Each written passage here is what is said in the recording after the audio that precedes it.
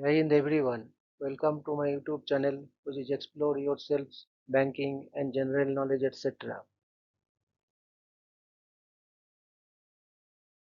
Your next promotion is not just a step up in your career, it's a step closer to your dreams, your respect and your financial growth. The bank promotion exams 2025-2026 are your golden opportunity and I am here to make sure to grab it with both hands. In this journey, we'll learn smart strategies, master important topics, and tackle questions just like the exam demands. Remember, success does not come to those who wait, it comes to those who prepare. So let's start today. Prepare smartly and make your promotion in 2025-2026 a reality.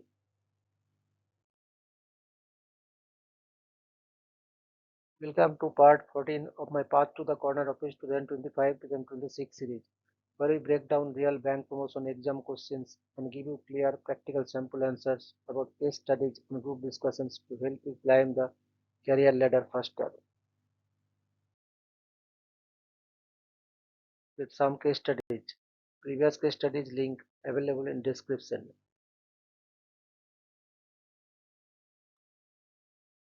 Case study. Delay in post-sanction review system PSRS submission. Scenario.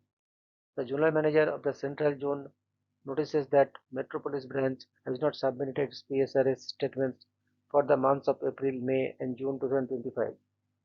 The deadline for submission is the 10th of the succeeding month.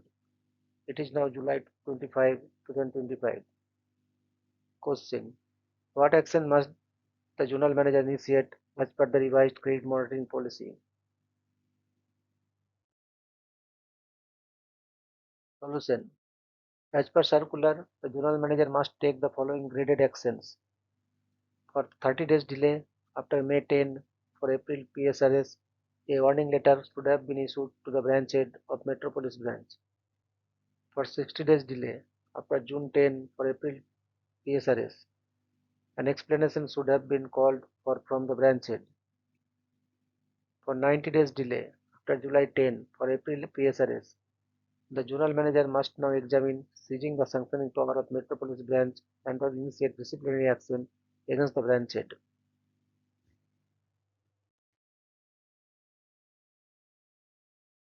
Let's study data accuracy and key fact statement KFS in CPA.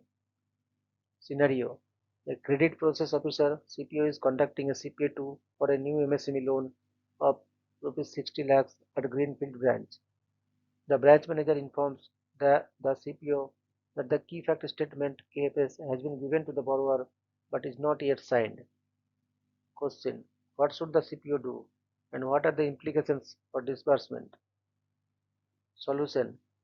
As per the policy, the CPO must not issue an unqualified data accuracy certificate. The KFS duly signed by the borrower is mandatory.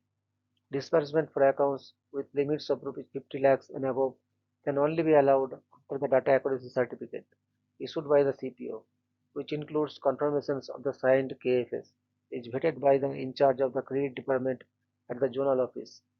The CPO should insist on obtaining the signed KFS before proceeding. Case study. Absence of CPA closing authority. Scenario. The zonal manager, who is the delegated authority for closing CPA2 for limits up to rupees 5 crores, is on a long leave. The branch has submitted a duly compliant CPA2 for report for a rupees 4 crore loan seeking closure to enable disbursement. Question. How should this situation be resolved? Solution. As per the policy, in the absence of the regular delegated authority for closure of CPA2 or 3, the matter shall be put up to the next higher authority. In this case, CP2 should be put up to the general manager of the FGMO for closure.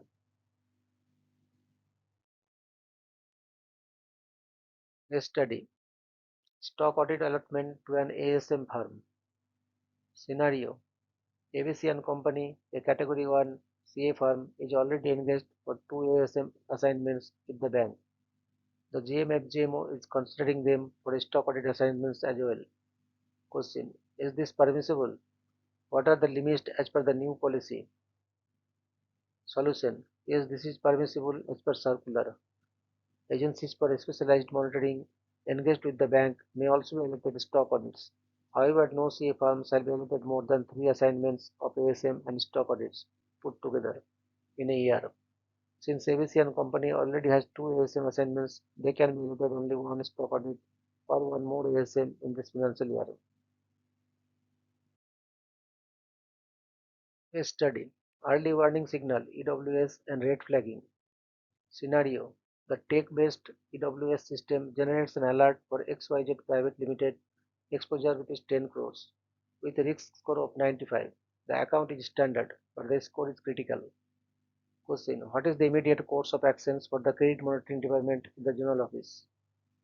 Solution, as per policy, all accounts with an EWS risk score of 90 and above are to be automatically identified as critical accounts. The credit monitoring department at the zonal office must recommend this account to the respective fraud monitoring group at the zonal office for considering red flagging of the account. A study, forensic audit appointment. Scenario, the HOFMG decides that a red flagged account RFA of rupees 45 crores requires a forensic audit to examine the fraud angle. Question, which committee will decide on the mode of investigation and who will appoint the forensic auditor? Solution, as per policy, Decision Committee. For borrower accounts below rupees 50 crores, the Advisory Committee for Forensic Audit or Internal Investigation will decide on conducting the forensic audit. Appointing Authority. Once the decision is made, the GMFGMO will be the delegated authority for engaging a suitable forensic auditor from the IBA approved list by obtaining quotations from at least 10 Category 1 firms. Study.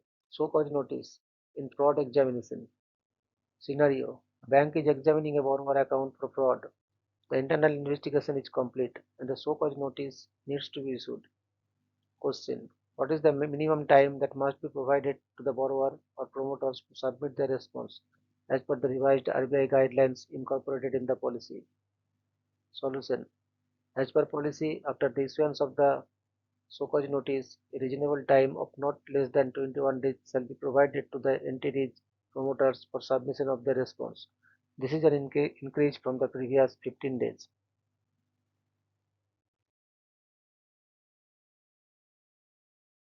The study, non-cooperative borrower reporting. Scenario, a branch recommends reporting a willful defaulter as a non-cooperative borrower on the Click platform. Question, is this correct as per the latest policy? Solution, no. As per policy, the RBI has repealed its earlier instructions on non-cooperative borrowers. Hence, there will be no reporting of non-cooperative borrowers on the Click platform. The reporting should be limited to the treatment of willful defaulters and large defaulters as per the new master directions. This study, sale of a fraud account to ARC. Scenario, the bank wishes to sell an NPA account which is also under examination for fraud to an asset reconstruction company. Question, what is the prerequisite before transferring the loan as per the new policy? Solution, as per policy, the bank shall complete the decision as fraud or no fraud in eligible accounts before transferring or selling the loan account to other lenders or ARCs. Case study, fraud in a group account. Scenario, an account of A Limited is declared as fraud by another bank, B Limited, a group company of A Limited with a common promoter with a small working capital limit of rupees 1 crore with your bank, which is standard. Question, what action is required for the account of B Limited? Solution, as per policy, if an account is identified as fraud by any bank, the borrower accounts of group companies with common promoters or directors shall also be subjected to examination from a fraud angle, irrespective of the limit. The process must be initiated immediately. A study, role of internal audit in fraud cases. Scenario, the inspection and audit department is planning its audit for the year. Question, what new area related to fraud must their audit cover as per the revised policy? Solution, as per policy, internal audit shall now cover controls and processes involved in the prevention, detection, classification, monitoring, closure, and withdrawal of fraud cases and also inform weaknesses observed in critical processes of the bank.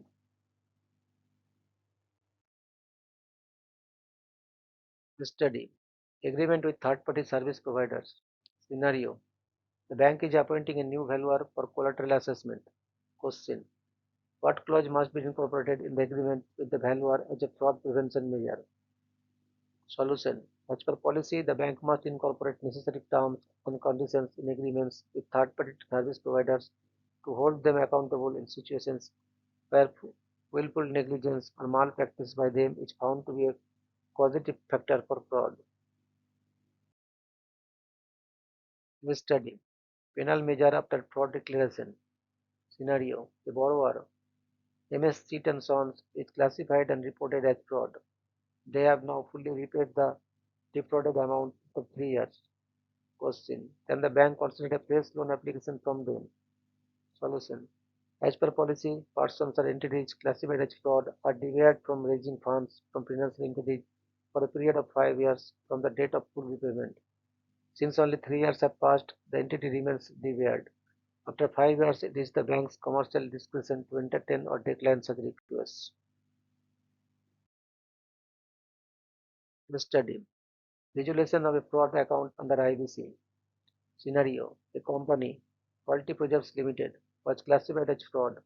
It subsequently underwent a resolution under the Insolvency and Bankruptcy Code (IBC), resulting in a complete change of management and control.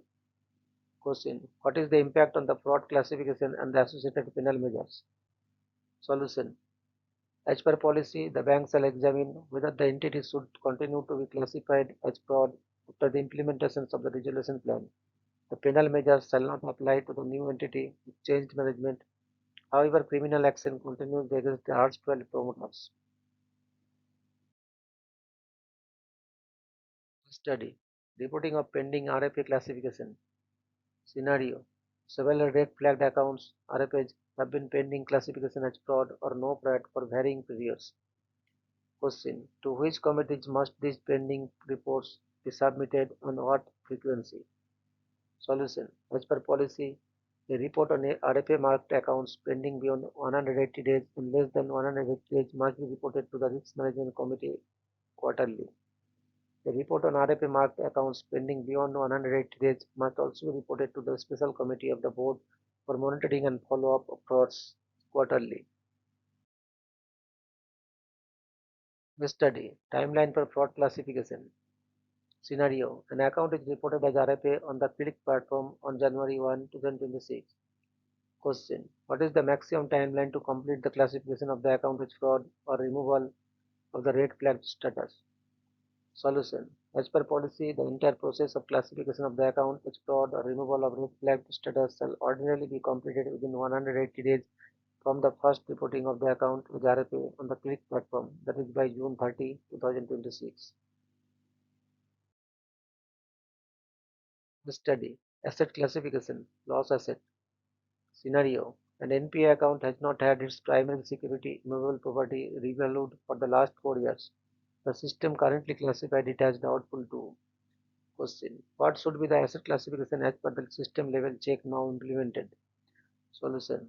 As per policy, if the security valuation does has expired, there is no fresh valuation within 3 years, the system should consider the value of such security as zero and will directly classify the account as a loss asset, asset code 14. We study upward movement from loss asset category. Scenario. The loss asset account subsequently obtains a fresh valuation which shows the security value is more than 10% of the outstanding. The branch requests an upward movement of the asset class from loss. Question. Is this automatic? If not, what is the process? Solution. No, it is not automatic. As per policy, once downgraded to loss due to an expired valuation, the system will not automatically consider the updated valuation. Permission for upward movement can be allowed only if approved by the delegated authority. For an account last sanctioned by the branch, the GLCC is the authority to approve such movement. Case study. Delay in ASM report submission. Scenario. An ASM auditor repeatedly delays the submission of quarterly reports. The agreement states a 60-day submission time frame from the end of the quarter. Question. What penal action can the bank take as per the revised clause in the policy? Solution. As per policy, the bank can impose a penalty or liquidated damages at the rate of 12% per annum for the delayed period of the agreed fee. Furthermore, if the ASM auditor is a defaulter in submitting reports beyond the stipulated time frame 3 times in a year, the bank will not send them invitations for bids or quotes for a period of 1 year. Study. Review of digitally sanctioned accounts. Scenario. The retail department at HO wants to monitor the performance of loans sanctioned through the digital platform, business rule engine. Question. What does the policy mandate them to do? Solution. As per policy, the respective functional departments at HO shall review the respective scorecards provided by them for digital sanctions and check the delinquency status of the account sanctioned by VRE on a half-yearly basis. Study. Face valuation of fixed assets. Scenario. Standard staff housing loan account has not had its mortgage property revalued for 4 years. The branch seeks a waiver.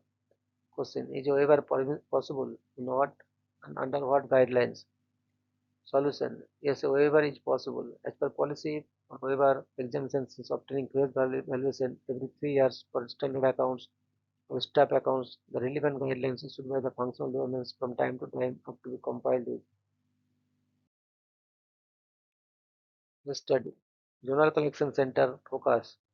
Scenario. The zonal manager finds that officials in the zonal credit monitoring department are focusing on all monitoring tasks, including SMA reduction. Question. Is this correct? What is the dedicated role of JCC officials? Solution. No, this is not correct. As per policy, officials in the General Collection Center shall be exclusively used for SMA reduction. Their primary role is to follow up with SMA borrowers rupees 25 lakhs and above to regularize accounts and prevent slippage. Other credit monitoring tasks, PSRS, stock audit, evaluations, etc., are handled by other officers in the General Credit Monitoring Department. Case study. Release of original documents. Scenario. A borrower repays a housing loan in full on August 1, 2025. The branch takes until September 20, 2025 to release the original property documents. Question. What is the liability of the bank and what should have been done? Solution. As per policy, the bank must return the original documents within 15 days of repayment. If the delay is beyond 30 days and attributable to the bank, it shall compensate the borrower at rupees 5,000 for each day of delay.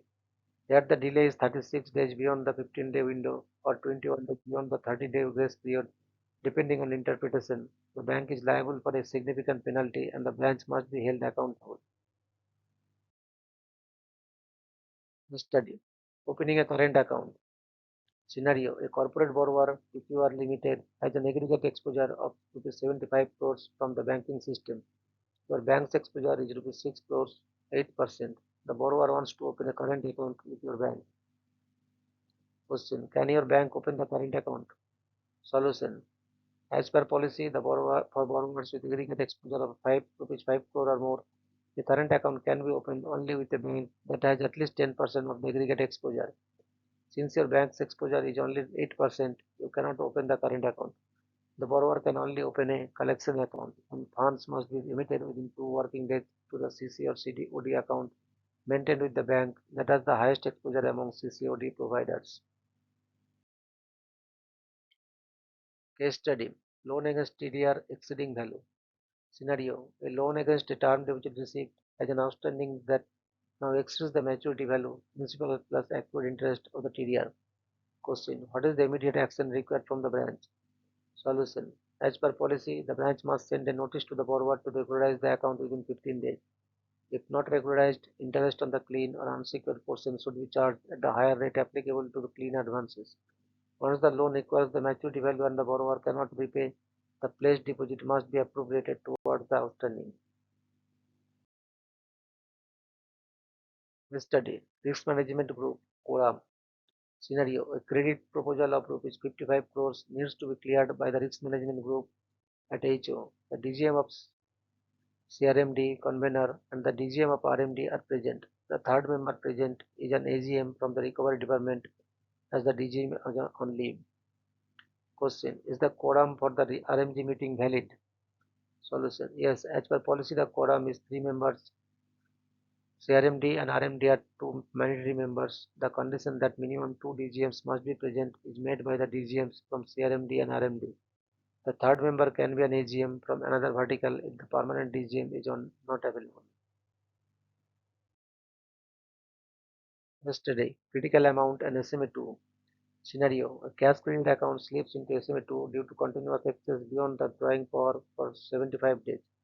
The branch is working on a restructuring proposal. Question: what is the significance of recovering the critical amount in this scenario? Solution: as per policy, recovering the critical amount, the amount required to bring the account out of SMA2 status, is crucial to prevent the account from slipping into NPA category while the restructuring plan is being finalized. This maintains the asset quality and provides time for a viable resolution. Case study: monitoring through quarterly results. Scenario: the quarterly results of a listed corporate borrower with a rupees 10 crore limit show a sharp 40% decline in net profit compared to the previous quarter. Question: what should be the response of the monitoring team at the FGMO? Solution: as per policy, this is a key monitoring tool and a potential early warning signal. The monitoring team should immediately analyze the reasons for that decline, interact with the borrower, and assess if any corrective measures or a review of the account's health is required. This may trigger a more detailed inspection or a stock audit. Study: diversion of funds via other bank accounts. Scenario: a branch notices that the turnover in a cash credit account has significantly reduced. Market intelligence suggests the borrower is operating primarily through an account with another bank. Question: what steps must the branch take as per the policy? Solution: as per policy, the branch must inspect the unit and its books of accounts to confirm the diversion. Treat this as an act of credit discipline. Advise the borrower to close the account with the other bank forthwith.